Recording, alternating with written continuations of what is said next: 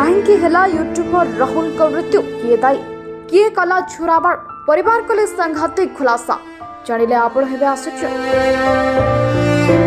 ତେବେ ଦର୍ଶକ ବନ୍ଧୁ, ଆମ ଗଣରେ ନାହାନ୍ତି ଫେମସ୍ ୟୁଟ୍ୟୁବର ରାହୁଲ।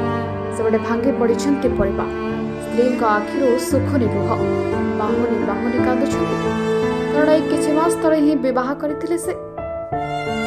ଆଉ ସ୍ୱାମୀଙ୍କ ହଠାତ୍ ମୃତ୍ୟୁକୁ ସେ ଗ୍ରହଣ କରିପାରିନାହାନ୍ତି। ତେବେ ପରିବାର ଏନେଇ କରିଛନ୍ତି ସାଂଘାତିକ ଖୁଲାସା। 3 ମାସ ତଳୁ ହୋଇଥିଲା ରାହୁଲଙ୍କ ମର୍ଡର ପ୍ଲାନ୍।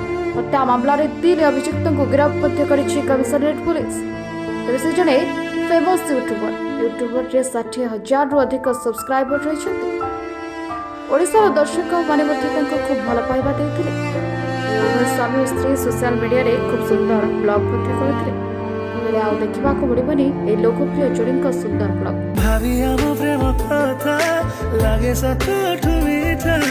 ଭାଙ୍ଗି ପଡ଼ିଛନ୍ତି ପରିବାର, ସ୍ତ୍ରୀ ଓ ଫ୍ୟାନ୍ସ ମଧ୍ୟ।